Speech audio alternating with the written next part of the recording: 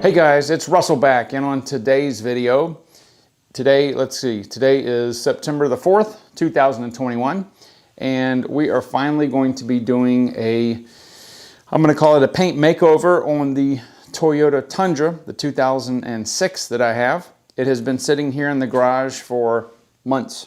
I have never washed this vehicle. I just haven't had time. It's just been sitting here. I haven't even been driving it, but it's really dirty from the time that it was sitting outside.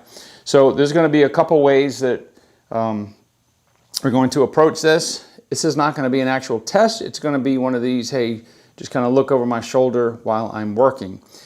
The first thing we're going to be doing is using the MTM submachine gun style foam gun for the foaming part of the cleanse. I'm going to be using the Purple Power vehicle and boat wash. This is going to be kind of a strip wash, if you will. And then I'm going to follow that up with our multi-mitt hand wash. Once I do that, we'll move on, and I'm going to be using the clay bar. I'll clay bar the entire vehicle. And after that, we'll pull it back in the garage because it's starting to get sunny.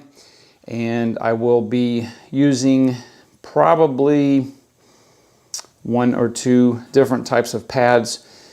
As you guys know, and as we can see, the Tundra is black. That is my absolute least favorite color for a car or vehicle. And let's see if we can see. The thing is really dirty. And it's got quite a bit of swirl marks in here. This paint is 14 years old, and it has never, I don't think, ever been hand washed. It's been in a garage its entire life, but any wash that one of my relatives gave it, well, it pretty much was through a car wash. But the paint's in really, really, really good condition, being that it doesn't have the typical degradation of the clear coat that most of these Toyota Tundras had, because it's been in the garage its whole life. So my goal is to try to remove about 50% of the swirl marks that's in this paint. And the reason I'm not going for more than that is because Toyota on these trucks specifically had really thin clear coat, and obviously the more I buff, the thinner the clear coat gets, and I'm kind of in this for the long haul, so I'm good with getting about 50% out. And then we'll go back over and seal the vehicle. I'm going to use, if I have enough left, the Adams liquid paint sealant, because I have been able to get about a year out of that when the vehicle's sitting outside. So I'm going to set the camera up. We will do the foam gun first, of course, and then we'll proceed to the hand wash.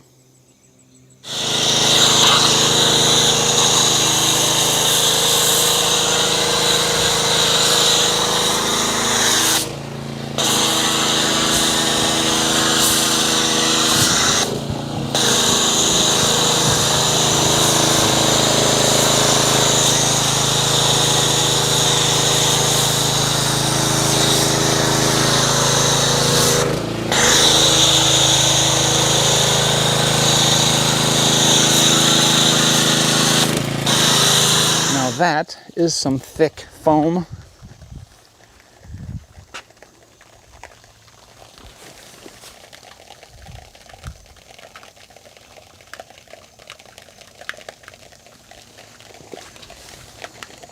We've done tests before with this. What's really weird is there's just not a lot of lubricity in here at all. So just because you have thick foam like this does not mean that you have good lubricity.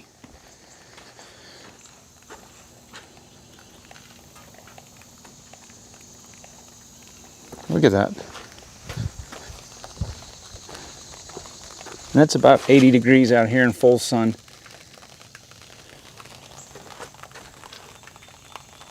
All right, so I'm going to let this dwell for about 6 minutes, and we'll come back and see what's left. All right, here we are back 6 minutes later.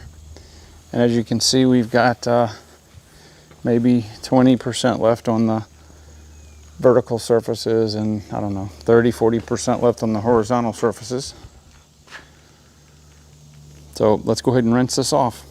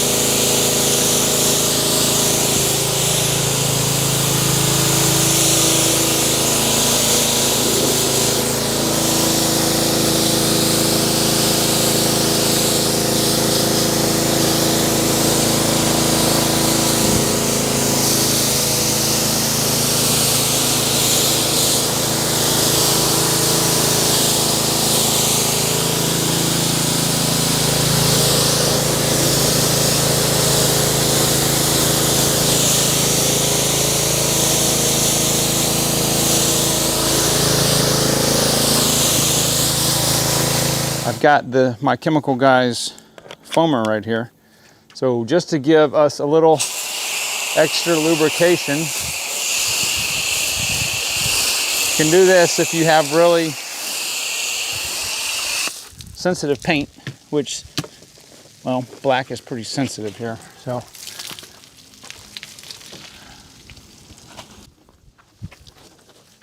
and this is probably going to be here. You notice I just did a small section. I'm going to flip it over. I do half of it. And the reason I'm doing this is because this will ensure that absolutely no contaminants get into my water there. Nothing more. I don't care if you've got a guard. I don't care if you've got a, you know, water. This is dirty now. The way to get all the dirt out of this is to put it in the washing machine to be watered. So I just put it down in a dirty bucket. I get a fresh mitt, clean. We'll do this here. So the water stayed pristine. The wash medium has stayed pristine. There's no chance whatsoever of taking dirt off of the panel and putting it back onto the panel. So what I'm doing, about half of the section. Okay, I'm going to flip it over. Now, a normal size passenger car, I use about 4 mitts. And you're like, well, that's too much, so many mitts. Well, think of it this way. The mitts will last probably 4 times longer because you're using less. So now I'm going to take this, I'm going to put it in another bucket. I'm going to grab me another fresh mitt. It's perfectly clean. And we'll do this section right here. Okay, so this side's ready, so I'm going to flip it over. And do this right here. If you guys go back and look at my video, where I actually had a mentioned cord, you'll see. I watched that car hundreds of times, and never put one in it. Where's my phone?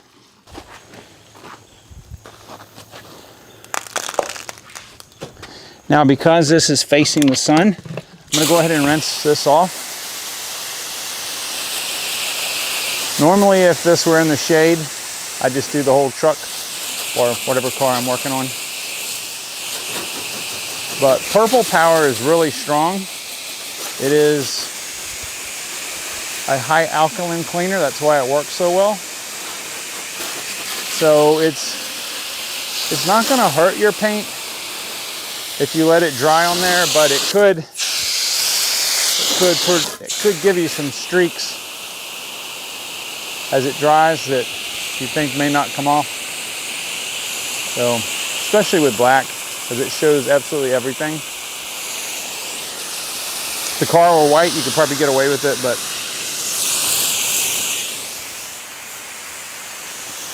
better just to go ahead and rinse. All right, so I like to use a really nice, slick car soap when I do my clay. And I have the Adams Pink Car Wash with some water in here, which is probably my favorite car soap, the original Adams formula. I have a brand new Mother's Clay Bar here. You can use this Speedy. I like the Speedy sponges also. So just use whatever you have handy. You have to be really careful with black vehicles, especially doing this in the, which I'm doing what you're not supposed to do. All right, you're not supposed to do this in the sun, but I'm going to show you how to do it. So I've got this well lubricated, and what you don't want to do is you don't want to mar the surface. All right, so I'm just going to run this over. There's not much contamination on here at all anyway. If it was really heavy contaminated, I certainly would probably get this in the shade, but it's just not really possible to put it in the shade right now. Now, why do I do this instead of clay lubricant? No reason. It's just more convenient and it's more economical. There's nothing wrong with clay lubricant. If I use clay lubricant, I would have to dry the truck here, and that's just an extra step. So there's almost nothing on this panel at all, which is really good. So now you can tell as you're doing the clay. Now the question is, do you have to do this step before you apply your wax or sealant? You don't have to, but it's recommended. Why is it recommended? Well, because if you don't do this, then you're going to be further embedding or encapsulating the contaminants under the wax. So, you know, it's better to do this step and not skip it. Now, I like the Mother's brand because it's really soft and it's easy to knead.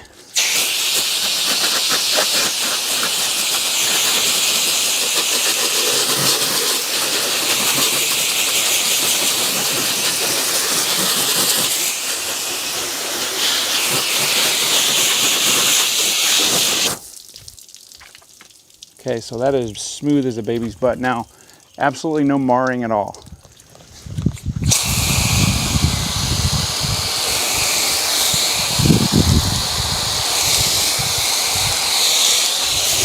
There's going to be a lot of contaminants on something. It's usually the hood. Needs a little bit more soap.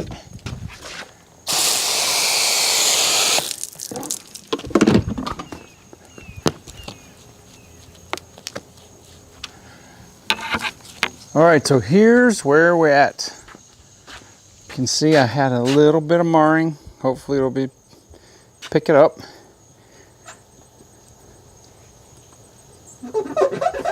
That'll come off with the buffer, no problem.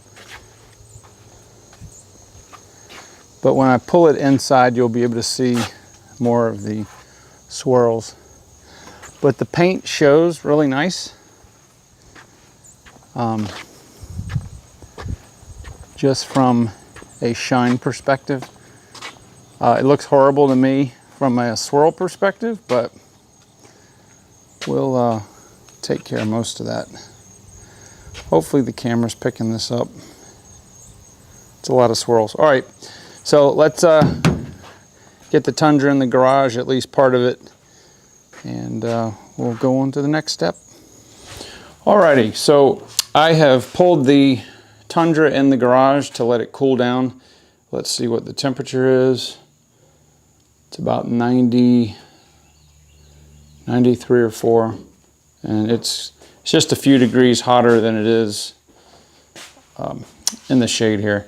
It was 143 degrees when I first brought it in. It was sitting out in the driveway. So you want to let the paint cool down before you do buffing or applying any waxes or sealant. I know some of them say that you can work on them in the direct sun. I don't recommend it. You can never fail making sure that the panel is cool. So I had a little bit of change of plans. I looked at how much paint sealant I had, and I don't have enough to do the truck. So what I'm going to be doing is a product that I have never used before. I had it in the back of the office to do a review on, and well, here we go. So looking at the paint up under the fluorescent lights, of course you can see some orange peel, but you don't see many swirls.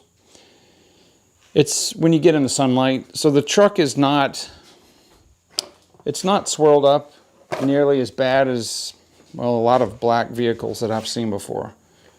It's very difficult to pick up that there are any swirls under the fluorescent lights, but they're there. So be that as it may, the setup that I'm going to be using, I'm going to use the orange pad here on the, I've got the Chicago electric orbital polisher here, or buffer, and I'll be using that. I'm going to be using the, let's see, what do we got in this goodie bag here? I'm going to be using something I've used before, which is the Sonax Perfect Finish.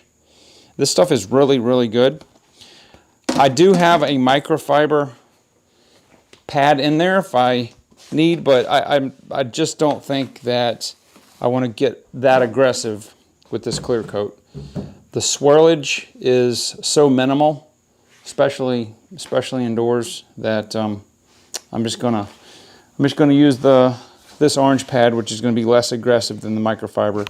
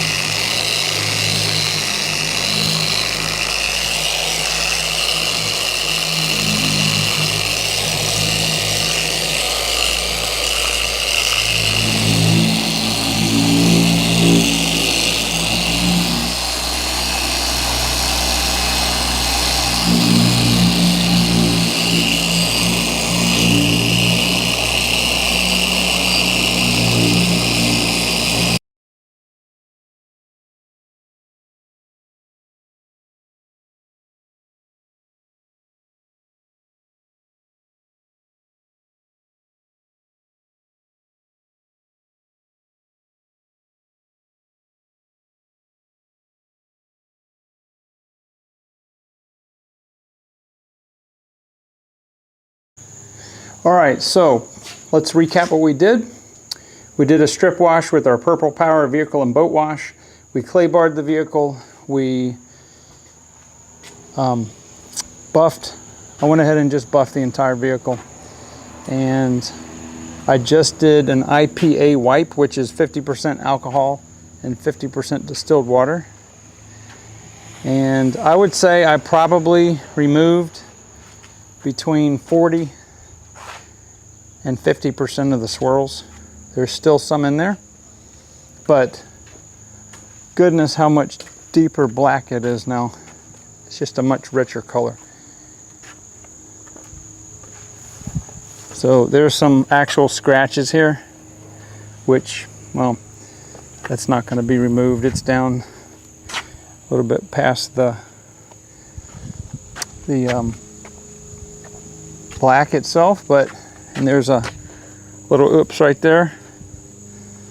But for a 14-year-old paint, outstanding. So what I'm going to do now is, because I've got a lot of, I call it just flick off from the dried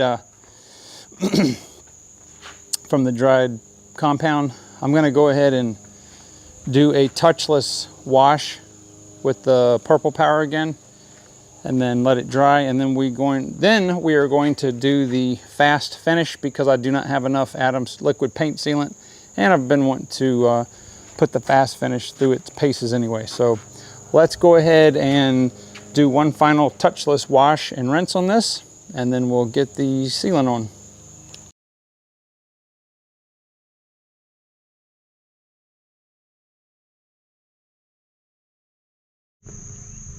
All right, so I'm going to go ahead and start applying the Meguiars Fast Finish.